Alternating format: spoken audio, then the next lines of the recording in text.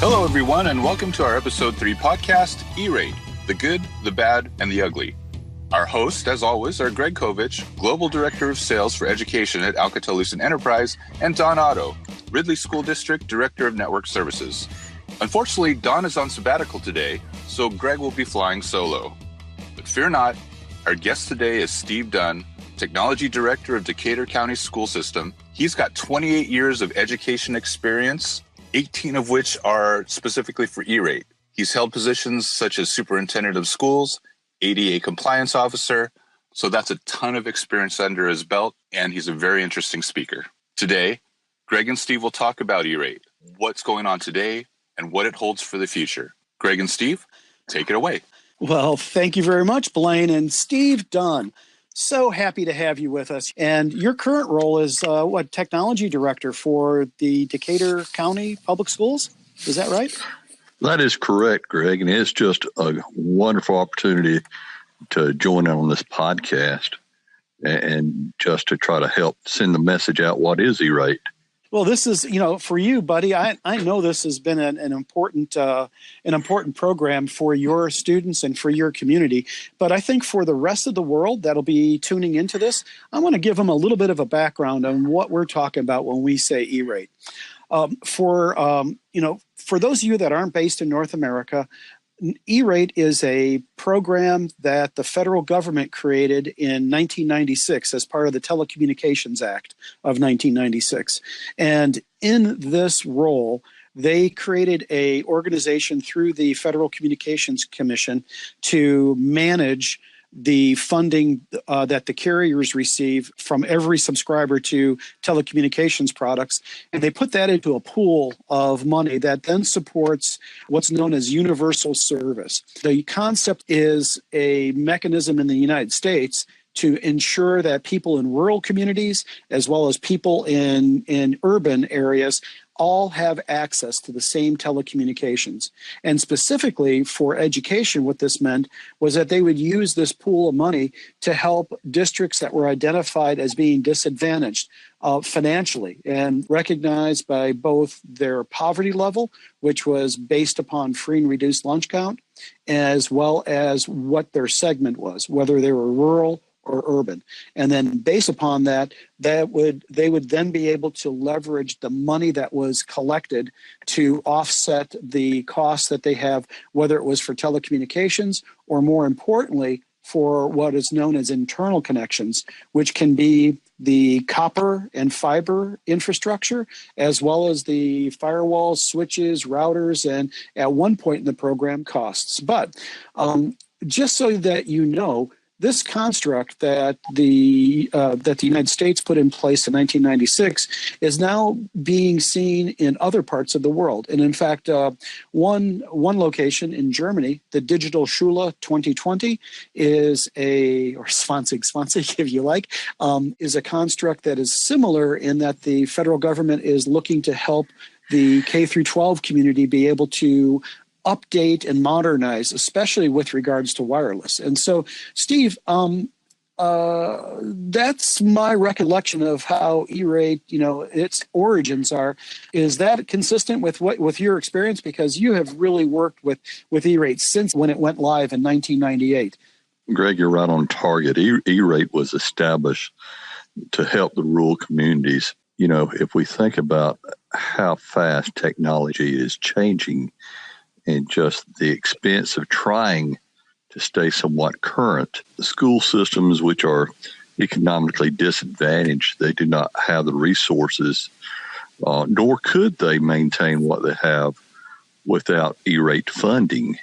It has been a huge boost to our educational achievement levels for rural school systems in North America. And it's one that we hope will continue for many years to come. Well, Steve, tell me now, in the original E-Rate, the way that it was structured was that there were two priorities. Priority one was telecommunications, which included on-premise PBXs, and that was what I would always call the first dip into the funding bucket. And so the E-Rate program would subsidize all requests for priority one, as it was priority 1, and then they would shift any additional monies or any leftover monies to priority 2. And were you able to take advantage of E-rate for priority 1 and priority 2 throughout the years? Oh, yes. The priority 1 funding in the early existence of E-rate was very easy to obtain. And to be honest with you, it still is for any school system which applies to it. It would cover a vast majority of things such as telephony, web hosted services, internet, WAN, and so forth. Again, without the funding, many of our school systems would not have a local nor wide area network today. And we've really tapped into it and used it to the max. Just what we've been able to accomplish in South Georgia with E-rate funds is really unbelievable. And it also opens up other avenues to where you can develop channel partners with different vendors. And that's one thing, too, which when you're talking about E-rate, we are often looked at as people who have to look into the future and project what is coming down the pipeline. We're still pioneers of educational systems now. And if you stop and think about the iPad, which came on existence in 2010, a few years before that, no one would have any conceivable idea of all these mobile devices which are out there. And now we're looking, trying to project into the future and look and saying, okay, what will be required? And that's one thing which I've got to really stress when looking at E-rate is developing partnerships with people that you can trust and rely on their expertise to help guide you and direct you in this process, because it is an important expenditure for a school system. And it's not something that you can take lightly. And I will say I've been very blessed with a partnership which I've been able to develop with Alcatel, and the trust factor that I've developed with them. It's a great assurance to me knowing that I have other resources at my disposal which I can rely on to help guide me through this project. Thank you so much. Well, we do pride ourselves on truly being partners with our customers and helping them understand, actually how to get the most out of their technology investment. And also, too, I think that's a wise idea. That's a very good strategy for any customer to be able to leverage their business partners, their vendors that they've invested money in, because they are very, those manufacturers are also looking into the future too and trying to ensure that they have the right products to support the communities that they serve.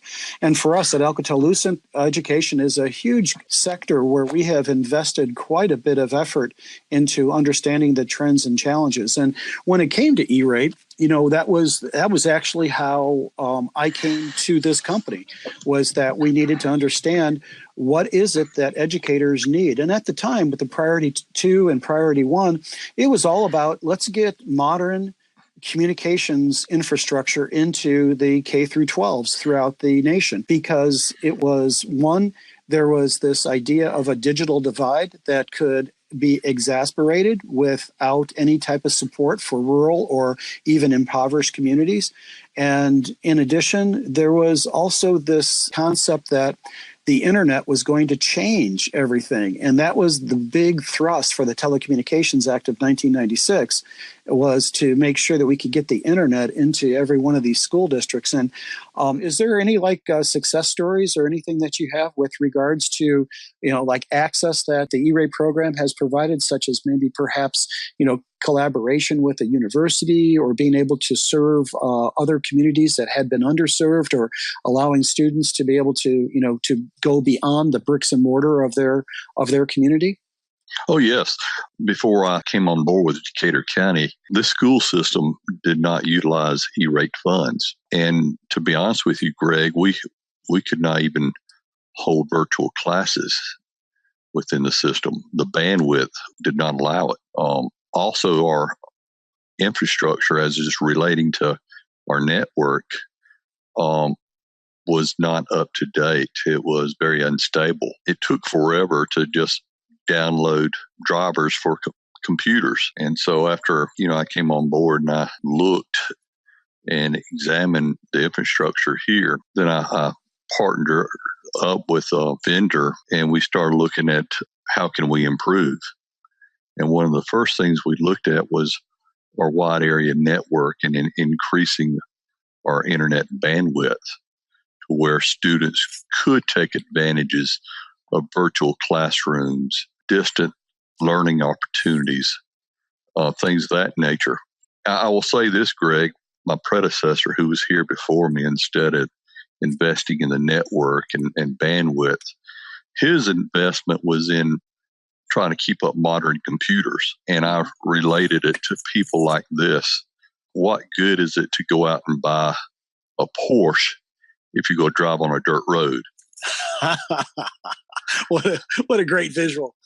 and so, we had to first get the foundation built before we could worry about trying to maintain computers, because we had all these nice computers, but they were just sitting there, you might say, spinning their tires. And so after we established our WAN, then we really started looking at the internal network and, again, developing trusting partnerships. And also, that's another nice thing about the E-Rate, which I kind of alluded to earlier.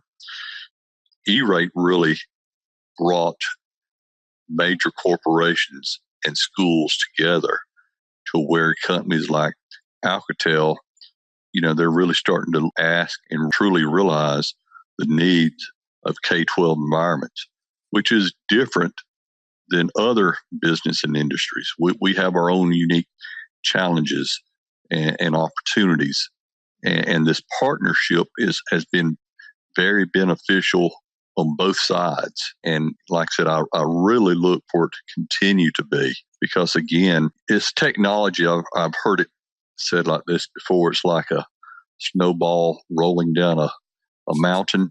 Well, it's not. It's much more than that. It's a revolving evolution, which means as it moves, as it turns, yes, it grows, but it also changes, and it changes at a very fast rate. And so we have to be prepared to meet those challenges. And that's why, again, thanks to E-Rate funding, we're able to install networks that are scalable and dependable. Boy, that's great to hear. And I'm married to a teacher, and to me, I think that the role of an educator is one of the most important roles that a society can support. It truly is maximizing then the potential of every one of the citizens. And I'm glad to see that how this has impacted in a positive way the Decatur County schools. Now, during the first, 10 years, let's say, of E-Rate, it was a program that was growing and needed some tweaks. And there was like anything, when you see billions of dollars that are around, there's going to be fraud, there's going to be waste, and those are all identified and taken care of. But then there was a major sea change in the Modernization Act for E-Rate, and I believe that was right around 2014, 2015. That is correct. And that made I think that caused some heartache for some folks that had started down the path and were investing in technologies and were expecting or relying upon the subsidies. And it seemed like there was a sea change shift from telephony to more like for more wireless or Wi-Fi. Is that perception accurate? And if so, how did that impact Decatur? That push is very accurate. The E-Rate Modernization Act placed an important role on Wi-Fi and wireless connection. They eliminated, over a 5-year period, paying for services such as webhook and telephony. Now, again, in rural school systems, we cannot operate without a telephone system, and we must maintain a web presence. So the funding now has been placed upon the local school systems to provide that. However, in saying so, wireless connectivity is important, and it will continue to be important. Again, going back to 2010 when iPads were first introduced, and even at that time, we did not truly understand or appreciate the impact that these devices, such as iPads, Chromebooks, would play into the educational arena. And now with a bigger push on personalized learning, that trend is still going to grow.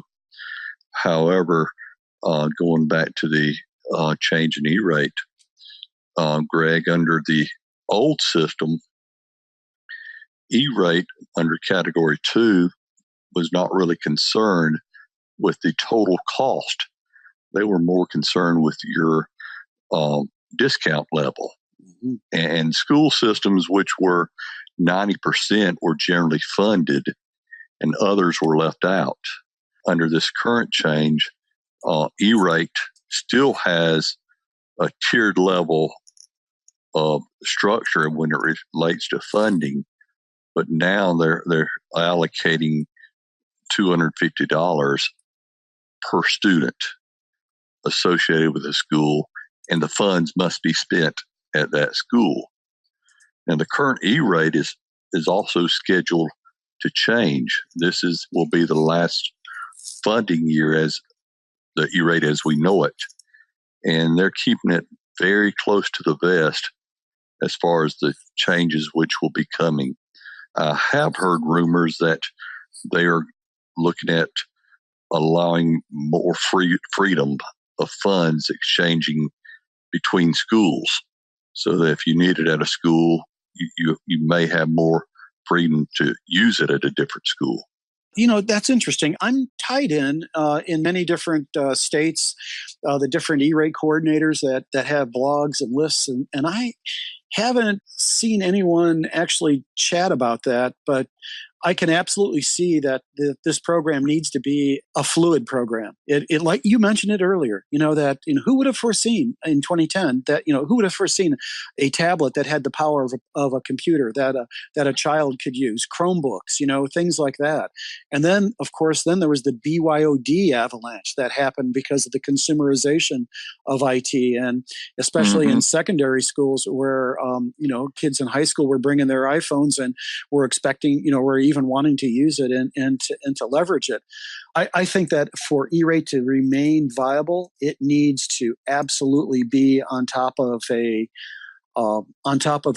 structure that is not monolithic, but is actually fluid and is looking at the marketplace. Like you were just mentioning, that some of the, it's so important for rural schools to have a telephony and a web presence. And yet when you started this, you did it with the assumption that there was going to be subsidies there or funding available for you. And now that's gone. That funds now are coming from the local school district and means that it's not invested in other programs, perhaps. So that would be nice to see that is again addressed, that the original intent was to bridge that digital divide and support these impoverished or disadvantaged communities. I fully agree with you there because, again, as a rural school system, we do have a limited amount of funding. And when you're forced to pay for something else, then it does reduce the dollars you can spend in other areas. So also another thing that came out that was also was a little bit controversial was the Children's Internet Protection Act and then its ramifications in E-rate. Can you expand a little bit about what that has meant for you and whether or not you felt that was very important for the school district? Greg, and speaking also from being a former superintendent, I've always felt like one of my top priorities is the protection of children. We've been entrusted with God's greatest treasures, and that's His children to shape, mold, and protect. And, the internet has many wonderful attributes. It's also sad to say there are some parts of it that we need to protect our children from. So I completely agree with, the Children's Internet Protection Act. And some people, they get a little concerned, but really all it states is that you must filter, you must protect them, and it doesn't really dictate to what extent. So I have not seen it as a liability. I've chosen to see it as a benefit. Another way to make sure that, there are checks and balances to protect our youth of tomorrow. The treasure of a society are their children. That is so true, and it's and there are some dark places on the web too. And I know that the SIPA had been challenged in court, and they actually went all the way to the Supreme Court, the United States Supreme Court, and they upheld its validity and its rationale to be part of that. So that's good to see that that everybody's on the same page with that. What do you think, every year before the E-rate window opens, and by the way, folks, when I mentioned about E-rate and gave you background, I didn't really talk to you too much about the process. And essentially what the process is that each entity that is eligible to apply for funding relief or subsidy will put together what's known as a form, which we would all know as a request for proposal, and then 470. Yep, it's called a Form 470, and then that is out there for about a month, 28 days, and then on 29th day, after all the bidding has been done and evaluated, the school district or the library or whatever the eligible entity is able to then declare that this is the business partner manufacturer that they're going to go with, and then that is then put into what's known as a Form 471, and then after that, the Schools and Library Division for E-rate reviews everything and brings it back into, and then says this is approved or this is denied, and they'll have rationale about the denial and allow you to appeal and other things like that. Now, before all that process starts, the FCC releases what's known as the eligible services. And the eligible services list for this next funding year, 2019, has been released. So I'm skeptical that E-rate is going to go through a massive change. If it does go through a change, the rumors that you've heard, what do you think it's going to be in addition to maybe freeing up funds to go throughout the district instead of being locked into one building? Greg, I'm very hesitant to say too much because E-rate's been keeping it so tight-lipped. It's just really hard to say. There's also been some speculation that if they do not make a change, according to my understanding of the wording in the Modernization Act, it would revert back to its old standard, the way it used to be, which personally I liked because I could really hammer out schools under the old format. Yeah. But, I really have no idea of what to expect from E-rate because it's really driven by the chairman of the FCC, who only answers to the president. Yes. And so, we're all in a wait and see mentality right now. But I'm confident that it will still be around and useful. I think and my understanding is they have been looking at the telephony aspect of it some. If they'll bring it back under this next period, I'm not sure or not. I really hope they do as it relates to VoIP and start funding both again. I am 100% with you on that. To really, truly serve your community, you need to be able to communicate with parents and also other stakeholders that are in the community. And if without a telephony system, especially a reliable one, that's crazy, isn't it? Greg, if you look at the furthest extent of our county, it's not unusual to see a school bus on the road before 6 o'clock in the morning and then getting back into the bus transportation pen after 7 o'clock at night. We have kids that spend a tremendous amount of time on the bus. And that's another reason why school systems, and we're going to start looking down this route eventually, but they're looking at adding wireless capability to school buses to allow these students to be able to do homework and, keep up with their lessons during this transportation period. I never even thought, because for me, I grew up in the suburbs, and if me or my children couldn't walk to school, then we would be on a bus, and the bus would be there, in 10, 15 minutes. It would be not a big burden. I can see absolutely where it would be a great boon to be able to have access to the internet while you're traveling for an hour or more on a bus to come from your school back to your home. Well, boy, I'll tell you, Steve, I'm hopeful that E-rate is able to evolve so that it can address as you mentioned, the really rapid change of pace.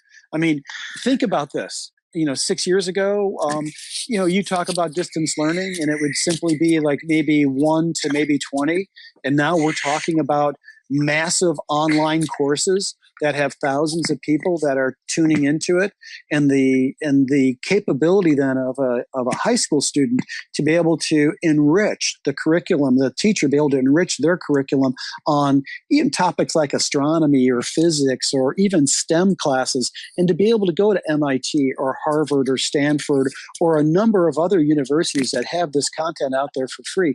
That's all because of the internet, and that's all available to your schools because of E-rate. I truly do hope the leadership is going to be able to not only continue the funding for this, but also to be able to have the vision to be able to understand that school districts are the best people to know where they need to invest their money and to be able to free them up to be able to do that. And the only thing I can guarantee you, Greg, is this simple fact. Within the next 5 years, we're going to see remarkable changes in the classroom environment and how we educate these kids. And let me also say this, because I learned it the hard way.